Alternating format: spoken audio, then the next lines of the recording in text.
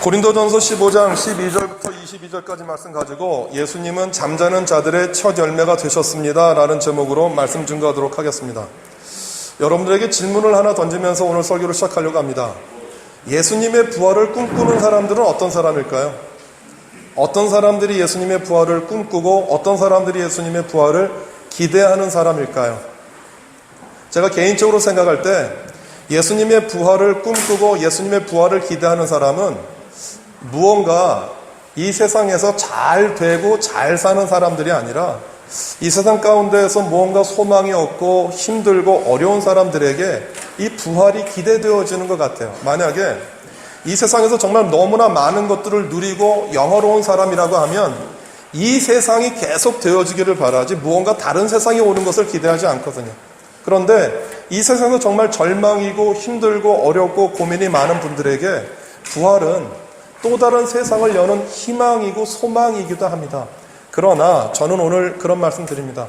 부활이 이렇게 이 세상에서 무언가 갈등하고 고민하는 분들에게만 부활이 소망이고 기쁨이 아니고요. 이 세상에 있는 모든 사람들, 이 세상에 사는 모든 사람들에게 부활은 희망이고 소망이라고 저는 생각이 되어집니다. 사람들이 종종 자살을 하는 장면이 나옵니다. 대한민국이 전 세계에서 자살을 굉장히 많이 하는 사람들 가운데 상위에 랭크되어 있는 나라입니다. 뉴질랜드도 못지않게 자살을 많이 합니다. 그 이유는 내가 내 생을 계속해서 이기고 나아갈 만한 무언가가 보이지 않기 때문에 그래요. 여러분, 자살을 하면 죄입니다. 자살하는 것들에 대해서 비난도 비판도 참 많이 하지만 저는 한편으로 생각하면 어떤 생각이 드냐 하면 자기 생명을 끊을 수밖에 없을 정도로 그의 삶 가운데 꽉 막혀 있는 것처럼 보이고 내일이 안 보이는 그 사람의 삶이 얼마나 힘들고 어려웠을까. 자기의 생명을 자기 스스로 정리할 수 있다고 생각하지만 이거는 인간의 권리가 아니고요. 성경적인 면에서 보면 그것은 죄예요. 왜냐하면 생명은 하나님께로부터 왔기 때문에 그래요. 혹시 우리 교우들 가운데 그런 분 계시지 않지만 내 삶이 싫어지고 내가 산다라는 것이 너무나 힘겨울 때 그래도 다시 한번 여러분들에게 일어나라고 제가 말씀드려요. 왜냐하면 하나님이 우리에게 생명을 주셨기 때문에 주신 생명에게 새로운 소망을 주실 것을 제가 알기 때문에 그래요. 어떤 상황 가운데 있든지 부활은 생명이고 소망입니다. 여러분들이 잘 아는 톨스토이가 지은 그 부활에 보면 두 사람이 등장을 합니다. 한 사람은 네올류도프라고 하는 귀족이었고 이제는 막 다 잊어먹어요.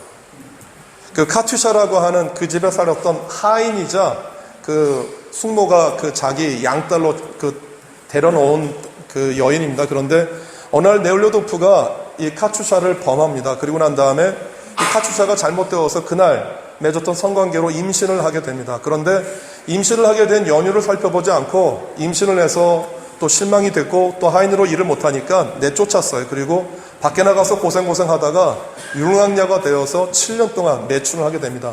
그러다 살인 혐의를 살인 누명을 쓰고 또 도둑질했다라고 하는 누명을 쓰고 법정 앞에 쓰는데 그때 이 네올류도프가 이 카투샤의 변호인으로 만나게 되어져요. 오랜 시간이 지났지만 카투샤한테 굉장히 빚진 마음이 있었어요. 어떻게 그녀를 도울까. 그런데 그녀의 삶이 너무나 황폐하게 망가졌거든요. 그러면서 자기가 지나왔던 삶을 되돌이켜보고 카투샤를 위해서 어떻게 해서든지 자기가 최선을 다하려고 합니다. 그래서 그녀를 석방시키려고 하지만 그 당시 제정 러시아가 굉장히 부패했고 제정 러시아가 공평하지 못한 사회였기 때문에 유배되어져요. 유배되어지는 카투샤를 따라서 카투샤를 끝까지 구원하려고 많이 애써요. 그런데 카투샤가 알았어요. 네올류도프가 자기를 사랑하는 걸 알아서 회복시키려고 하는 것은 알았지만 끝까지 그의 사랑을 받을 수가 없었어요. 그런데 감옥 안에 같이 시국, 그러니까 정치범이었죠. 시몬스라고 하는 정치범이 이 카투샤한테 구애를 해요. 근데 카투샤가 알았어요. 네올류도프가 자기를 정말 사랑하는 것을 알았는데 그 사랑을 받지를 못해요. 나중에 네올류도프가 깨닫는데 자기가 빚진 마음이 있어서 자기를 사랑해준다라고 하는 네올류도프의 사랑을 자기가 받을 수 없다고 생각을 해요. 그래서 시몬스의 청혼을 받아들이고 이제 헤어지는 마지막 장면에서 그런 얘기를 해요. 네올류도프가 그걸 깨달아요.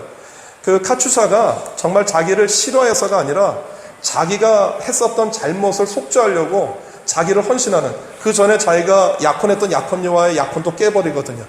그 전적으로 자기한테 헌신하려고 하는 그 네올로도프의 사랑을 받지를 못해요. 그리고 정말 그 여자가 자기를 사랑해서 그 사랑을 거절했다는 것을 알고 어느 영국 사람이 보내준 성경책을 읽으면서 내가 어떻게 살아야 되는지 소원하고 깨닫게 돼요. 저는 오래전에 읽었던 그 소설이지만 그 소설을 읽었을 때 느꼈었던 감동이 아직까지 있어요. 저는 그렇게 생각해요. 그 톨스토이는 그 당시 제정 러시아가 정말 극도로 타락하고 부패했고 교회도 따라서 부패했습니다. 그래서 사실 이 톨스토이가 70세가 넘어서 이 소설을 쓰는데 이 소설을 그 러시아에서 출간하지 못해요. 제정 러시아에 대한 비판이 담겨져 있었기 때문에. 교회는 파면했고요. 그 톨스토이를 파면했고 톨스토이는 교회에 다닐 수가 없었어요. 그리고 해외에서 출간된 부활이 러시아로 들어오게 되어졌어요. 그런데 저는 그 부활에서 톨스토이가 아주 분명한 걸 말해요. 우리는 보통 생각할 때 그 카추샤라고 하는 그 여자가 비참한 매춘녀에서 그 여자가 새로운 부활의 삶으로 나왔다라고 생각을 하지만 엄밀히 보면 정말 그 소설 안에서 부활했던 사람은 그 여자가 아니라 네올로도프 이 남자였던 거예요. 무슨 얘기냐면 내가 어디로 가야 되는지 무엇을 해야 되는지 몰랐는데 그 카추사라고 하는 그 여자를 통하여서 내가 무엇을 해야 되는지 내가 어디로 가야 되는지 깨달았다라고 하는 거예요. 저는 주님이 우리에게 가르쳐 주셨던 이 부활의 사건은 똑같은 톨스토이가 부활에서 말하고자 했었던 그 메시지와 같다라고 생각을 해요. 부활이 우리에게 있느냐 부활이 우리에게 없느냐 라고 하는 차이는 부활이라고 하는 한 사건이 우리에게 정해주는 게 아니라 그 부활을 통해서 우리가 무엇을 바라보느냐에 따라 있어요. 부활을 통해서 우리가 무엇을 바라보고 부활을 통해서 어디를 향해 나가야 되는지 부활은 우리에게 분명한 메시지를 전해요. 그래서 그 부활이 우리에게 어떤 의미가 있는지 한번 살펴보려고 해요. 첫 번째, 예수님이 부활하신 이유는 우리에게 소망을 주기 위함이었습니다. 우리가 지난 고난주간 동안에 우리가 예수님께서 십자가상에서 말하셨던 7마디 외침을 저희들이 묵상하고 설교하고 또 그것을 놓고 같이 기도했었어요. 그런데 네 번째 마디였었던 그 하나님 어찌하여 나를 버리시나이까 라고 하는 그 네 번째 예수님의 외침이 굉장히 사람들을 당황하게 만들어요. 왜냐하면 마치 그 말이 예수님이 자기가 처해 있는 이 상황이 너무 힘들고 어려워서 하나님을 향해서 원망하는 것처럼 보이거든요. 그런데 저는 그 설교를 하면서 그렇게 말씀을 드렸어요. 예수님이 물론 극심한 고통 때문에 예수님께서 괴로워하셨겠지만 예수님이 정말 십자가상에서 고통하고 괴로워하고 고난이었다라고 생각하는 것이 무엇이었을까라고 하는 것이에요. 예수님이 정말 무엇 때문에 괴롭고 무엇 때문에 고난이었고 무엇 때문에 극한 고통이 예수님에게 다가왔을까? 예수님께 정말 고난은 무엇이었을까라고 하는 것이에요. 여러분, 우리가 살면서 왜 고난을 당하고 이 삶이 왜 힘들고 어렵다고 느껴지죠? 내가 사는 삶이 만만하지 않아. 내가 사는 인생이 오늘 지금 내게 주어진 이 환경이 정말 쉽지 않아라고 생각하는 이유가 뭐죠? 우리에게 능력이 없어서 그래요. 돈이 없어요. 무슨 문제를 딱딱 해결할 만한 그런 일들이 없어요. 내 자녀가 예를 들어서 어떤 걸 사달라고 하는데 그것을 그냥 그래? 아무 생각 없이 그냥 툭 사줄 수 있는 어떤 재정적인 능력이 안 돼. 우리 자녀가 아빠 엄마 이런 걸 좀 해줘라고 하는데 학교 가서 망설여지게 되어져요. 그 선생님 만나는 것도 망설여지고, 특별히 뉴질랜드라고 하는 이민사회에서 영어 때문에 얼마나 많은 부담감과 얼마나 많은 장애를 우리가 느껴요. 살다 보면 이런 고난과 어려운 현실이 우리에게 따라와요. 왜냐하면 내가 그 모든 문제를 해결할 만한 능력이 없기 때문에 그래요. 이것이 우리가 고난을 당하는 이유예요. 이 세상을 살면서 어려워하는 이유라고요. 그러면 예수님에게 고난은 무엇이었을까라고 하는 것이에요. 예수님에게 고난은 무엇이었을까요? 예수님에게 힘이 없어서, 능력이 없어서 십자가에서 고난을 당하시나요? 저는 그렇다고 생각하지 않아요. 예수님이 정말로 힘들고 어려워했던 문제는 뭐냐 하면 두 가지예요. 예수님 안에 무엇이 있죠? 우리는 보통 예수님을 이렇게 고백을 해요. 예수님은 완전하신 하나님이시고 완전하신 인간이세요. 만약에 100% 완전한 하나님이다라고 하는 고백을 못하면, 그리고 100% 완전한 인간이시다라고 하는 고백을 하지 않으면 이건 우리가 알고 있는 상식에서 동서양을 말론하고 이건 이단이에요. 그래서 예수 그리스도가 완전한 하나님이시고 완전한 인간입니다라고 하는 고백은 우리에게 너무나 중요한 고백이에요. 저는 똑같이 생각되어져요. 예수님이 십자가에서 고난을 당하세요. 무엇 때문에 고난을 당하시죠? 무엇 때문에 어려워하시는 거예요? 예수님의 무엇이 있기 때문에? 예수님의 인간의 몸이 예수님 안에 있기 때문에, 예수님이 인간의 육신을 입었으니까 고통스러운 거예요. 6시간 동안 매어 달려 있고 피와 물이 쏟아지는, 그리고 갈증이 나는 이런 고통을 해요. 그런데 예수님이 지금 이 인간의 몸을 입고 있는 이 고통보다 더 힘든 고통은 뭐냐 하면, 예수님 안에 뭐가 있죠? 예수님은 인간이시지만 동시에 누구시라고요? 하나님이세요. 하나님에게는 어떤 속성이 있어요? 예수님이 세상을 창조하실 때 말씀이셨던 하나님이시거든요. 예수님이 말씀하셔서 1월 성실이 하늘과 땅과 바다가 다 만들어졌거든요. 예수님이 말씀하시는 대로 이 세상이 이루어진 거예요. 우리가 살고 있는 이 세상이 예수님이 말씀하신 대로 되어졌어요. 예수님 안에는 어떤 속성이 있느냐 하면, 지금 내가 인간이기 때문에, 인간의 몸을 입고 있기 때문에 괴로워하고 힘들어하는 이 육신의 고통을 끝낼 수 있는 하나님의 속성이 있어요.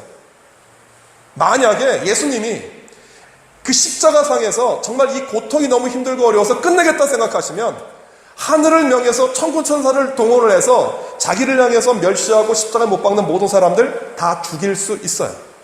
정리정돈이 되어지는 것이에요. 그런데 예수님이 십자가상에서 자신 안에 있는 하나님의 속성과 성품을 사용하지 않으세요. 무엇을 위해서?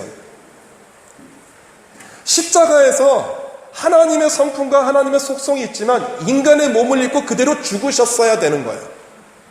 그것이 무엇 때문이냐면, 예수님을 이 땅에 보낸 하나님의 뜻이었던 거예요. 예수님에게 정말 고난은 뭐였었느냐 하면, 예수님의 뜻이 아닌 하나님의 뜻을 예수님이 인간의 몸을 입고 오셔서 그것을 다 이루어내시는 일이에요. 그게 예수님에게는 가장 힘들고 어려운 고통과 고난이었었어요. 자, 그 하나님의 뜻을 완전히 다 이루셨어요. 하나님의 뜻이 다 이루어졌죠.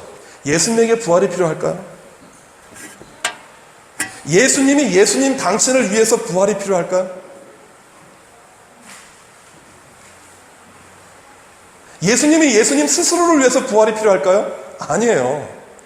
예수님 부활 필요 없어요. 예수님 하나님의 뜻을 온전히 다 이루셨기 때문에 하나님 나라로, 그냥 하나님의 왕국으로 그냥 승천하시면 돼요. 그런데 예수님이 인간의 몸을 입고 죽으시고 3일 만에 다시 부활하셨어요. 무엇 때문에? 무엇 때문에? 우리들 때문에 그래요. 우리들 때문에 그래요. 예수님이 만약에 죽으시고 인간들에게 그 나타나신 모습을 40일 동안 보이지 않으시고 그냥 올라가셨다라고 하면 어떻게 될까요? 예수님을 따랐던 무수한 사람들, 예수님을 가장 가까이서 따랐던 베드로와 야고보와 요한, 그리고 예수님의 12제자, 70인의 전도대들, 120명, 그리고 500명, 400명이 이르는 그 많은 사람들, 예수님 십자가 달리는 순간에 가장 측근이었다고 했던 베드로는 3번 부인했고요. 사도 요한은 옷을 벗고 도망갔어요. 엠마오로 그들이 뿔뿔이 흩어질 수밖에 없었더라고요. 예수님 부활하셨다라는 소식이 그들에게 들려지고 알려지기까지 그들이 뭐 했느냐 하면, 예전에 했었던 그 모습 그대로 다 돌아갔어요. 어부들은 어부로, 다른 일을 했던 사람은 다른 일을 했던 사람들대로 그들이 무엇해야 되는지 모르는 거예요. 근데 예수님이 부활하셨어요. 제자들에게 당신의 모습을 보이셨어요. 3번 부인해서 사람이 체면이 있죠. 예수님 죽으면 죽는 데까지 따라가겠다라고 베드로가 공언했거든요. 그런데 베드로가 3번 부인했어요. 그리고 그 소식을 제자들이 다 알고요. 예수님을 따랐던 모든 사람들이 다 알려줬어요. 베드로가 어떻게 또 나서서 예수님의 모습을 바라봅니까? 어떻게 낙담하고 상심한 그 제자들이 다시 한번 돌아올 수 있을까요? 여러분, 그들에게 예수님의 부활은 생명이 됐어요. 그들에게 예수님의 부활은 내가 이제 어디로 가야 되는지 새로운 소명을 주신 거예요. 3번 부인해서 낙담하고 좌절한 베드로에게 예수님께서 뭐라고 말씀하세요? 요한의 아들 시몬아, 네가 나를 사랑하니? 사랑하면 내 양을 쳐. 내 양을 먹여. 내 양을 쳐. 베드로에게 무엇을 얘기하세요? 네가 무엇을 해야 되는지, 네가 어떻게 살아야 되는지 새로운 소망과 새로운 희망을 열어주는 거예요. 여러분, 예수님께서 부활하셨어요. 이 메시지는 오늘 지구촌에 살고 있는 모든 사람들에게 동일하게 해당이 되어주는 정말 굿뉴스고 복음이에요. 대한민국이 지금 한 치 앞을 내다볼 수 없을 정도로 그 환경이, 세계 환경이, 그리고 대한민국을 둘러싸고 있는 환경이 어렵죠. 저는 그렇게 생각해요. 대한민국의 소망은 예수 그리스도의 부활이에요. 이 땅 가운데 생명은 예수 그리스도의 부활이에요. 여러분 인생과 삶 가운데 소망은 예수 그리스도의 부활이에요. 부활은 우리가 처해 있는 모든 상황을 바꿔서 바라볼 수 있게 하는 시작이에요. 우리 눈은 죽음을 보고, 우리 눈은 암담한 현실을 바라보고, 우리 눈은 내가 할 수 있는 능력밖에 못 봐요. 그게 다예요. 내가 만든 세상이에요. 나의 능력, 나의 언어 실력, 내가 돈을 버는 능력, 그리고 내가 사람들을 만나는 내 관계의 능력, 이게 전부 나예요. 나.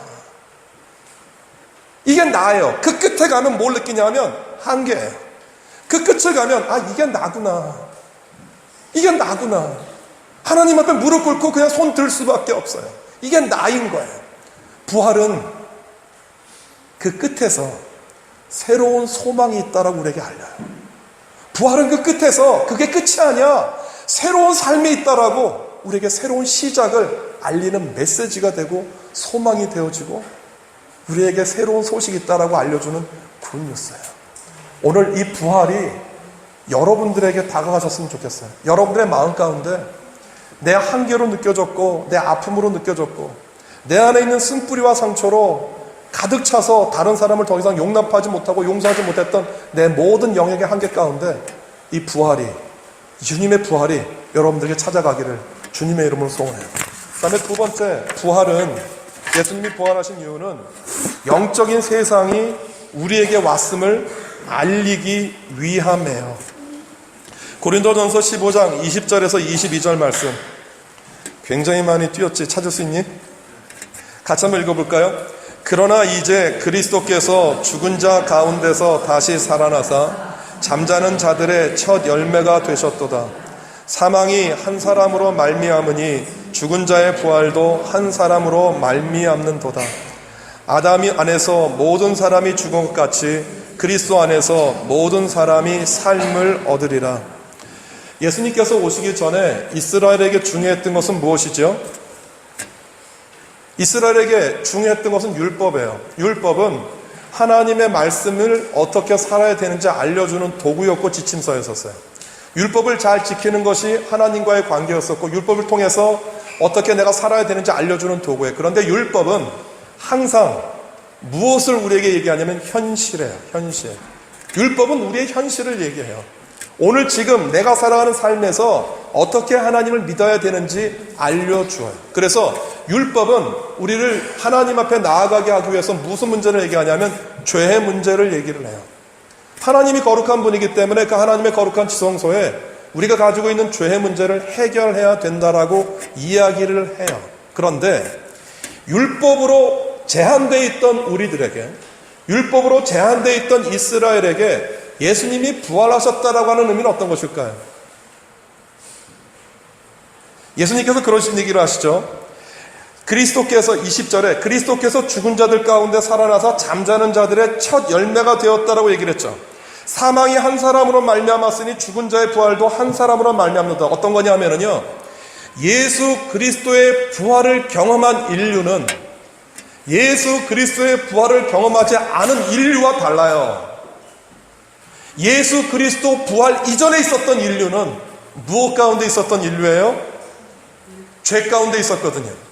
죄가 있었기 때문에 무엇이 필요해요? 율법이 필요했어요. 근데 예수님이 그 죄의 문제를 해결하셨잖아요. 여러분, 그 율법이 우리에게 죄를 깨닫게 하는 게 아니라 예수 그리스도 이후에는 그 율법이 예수 그리스도를 통해서 어떻게 하나님 앞에 나아가야 되는지 알려주는 이정표로 바뀌어요. 그리스도의 부활을 경험한 세대들은 율법 이전에, 부활 이전에 있었던 율법에 갇힌 자들이 아니고요, 예수 그리스도의 부활을 경험한 여러분들과 나는 율법에서 벗어나서 죄에서 자유로워져서 하나님과 하나 된 세대들이에요. 하나님과 하나 되었다는 얘기는 뭐냐 하면, 우리가 예배를 통해서 여러분들이 기도를 드리면서 담대하게 하나님 보좌 앞에 나아가요. 죄의 제사도 필요 없고 제물도 필요 없어요. 여러분들이 오늘 예배 드릴 때 우리가 하나님 보좌 앞에 나아가요. 하나님을 만나요. 하나님 우리에게 하시는 말씀을 들을 수 있으세요.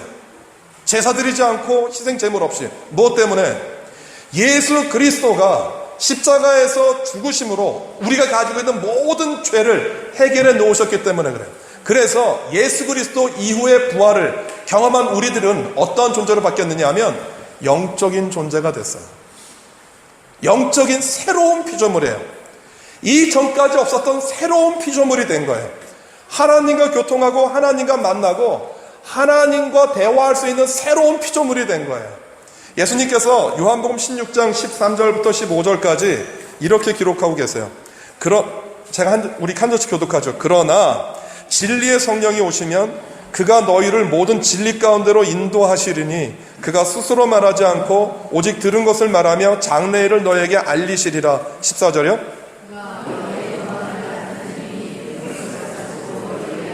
같이요. 무릇 아버지께 있는 것은 다 내 것이라. 그러므로 내가 말하기를 그가 내 것을 가지고 너희에게 알리시리라 하였노라. 진리의 성령이 오시면 하시는 일이 뭐라고 되어 있죠? 요한복음에 진리의 성령이 오시면 다 알려주신대요. 무엇을 알려주시냐 하면 예수 그리스도가 우리에게 무엇을 말하는지, 예수 그리스도가 우리에게 무엇을 가르치시는지, 예수 그리스도가 우리에게 무엇이라고 말씀하시는지 다 알리시겠다는 거예요. 성령 하나님이 하시는 일은 단 한 가지예요.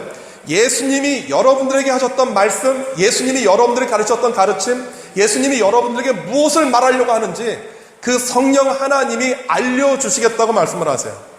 예수님이 승천하시면서 예수님의 그 승천을 바라봐했던 그 사람들에게 예수님께서 한 가지 부탁을 하세요. 제자들이 그런 부탁을 해요.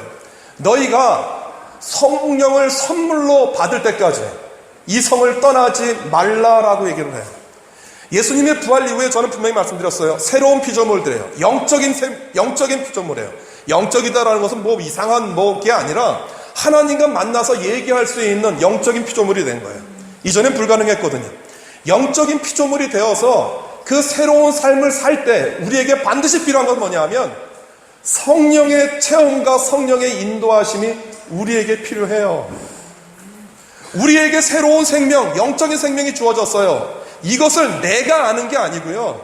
주의 성령께서 우리에게 가르쳐 주셔서 너희에게 새로운 삶이 시작되었어 라고 깨닫게 하는 거예요.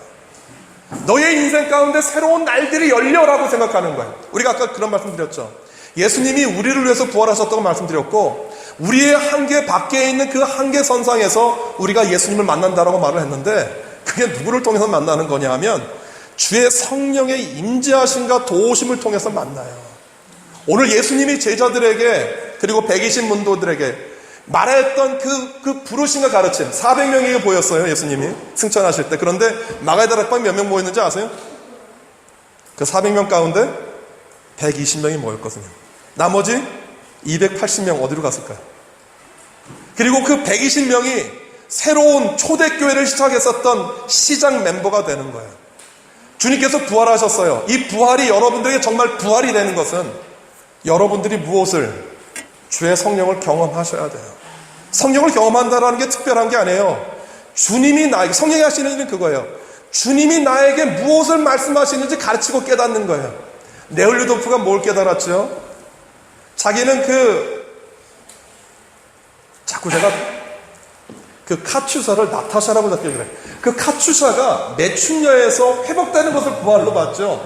근데 그게 아니에요. 그 카츄샤가 부활한 것만이 아니라 그 네올리도프도 부활한 거예요. 그 네올리도프에게 무엇이, 내가 어떻게 살아야 되는지, 무엇을 해야 되는지, 암담한 제정 러시아, 교회와 러시아가 그 철저하게 부정부패했던 그 시대와 그 상황 가운데에서 가난하고 억눌려 살고 있는 모든 소작인들, 모든 농부들 자기 재산 전부 팔았거든요. 나눠주고 임대해주고. 내가 어디로 가야 되는지 깨달았거든요. 여러분, 이것이 어디로부터 시작되는 거냐 하면 주의 성령께서 가르쳐 주셔야 돼요.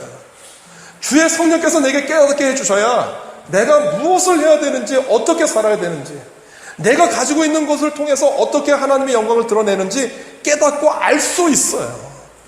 주님의 부활되게 하는 것은 성령의 인도하심과 성령의 도우심을 입히울 때 가능해요. 우리가 새벽기도, 특별 새벽기도에 끝났어요. 그런데 여러분, 나오실 수 있는 분들은 나오시기를 부탁드리고요. 무엇을 위해서 기도하시냐면 주의 성령께서 내 안에 임재하실 수 있도록. 그래서 주님께서 내게 하셨던 그 말씀의 의미와 가치가 무엇인지 깨달을 수 있게 해달라고 계속 기도하셔야 돼요. 그리고 예동교회가 예동교회 될 수 있는 것, 주님을 따라가서 주님과 함께 동행하는 교회가 될 수 있게 하는 것, 이 모든 것이 가능한 것, 주의 성령이 우리 가운데 찾아오셔서 우리로 하여금 영적인 생명, 하나님과 하나 되어지고 교통되어지는 그 생명 살 때 가능해져요. 이 은혜가 우리 가운데 있기를 주님의 이름으로 소원해요. 말씀을 마치면서 두 가지로 정리를 합니다. 주님께서 왜 부활하셨습니까? 여러분들에게 소망을 주기 위해서 부활하셨습니다. 여러분들에게 소망이 된다는 것은 무엇입니까? 우리가 하나님과 영적인 삶을 시작하는 새로운 사람이 되었다라고 하는 것입니다. 이 새로운 삶이 우리 모두 가운데 임하기를 주님의 이름으로 소원합니다. 기도하겠습니다.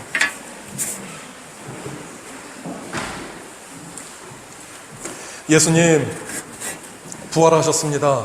예수님을 위해서가 아니라 이 땅에 남아있는 제자들과 예수 그리스도를 앞으로 따라갈 모든 세대들을 위해서 부활하셨습니다.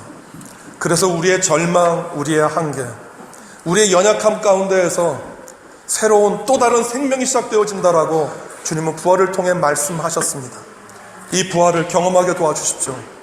예수님의 부활이 오늘 예배드리는 이 부활절 하루가 아니라 우리의 인생과 삶 가운데서 주님의 부활이 날마다 경험되어질 수 있도록 주님 도와주십시오. 우리 사랑하는 예동교회 공동체 가운데 주님의 부활을 체험하게 도와주시고 성령 하나님을 통하여서 그 부활 신앙으로 우리가 살아야 되는 곳, 어디로 가야 되는지 그 장소와 그 미래와 내 방향을 결정하여 주옵소서. 예수님의 이름으로 기도드립니다. 아멘.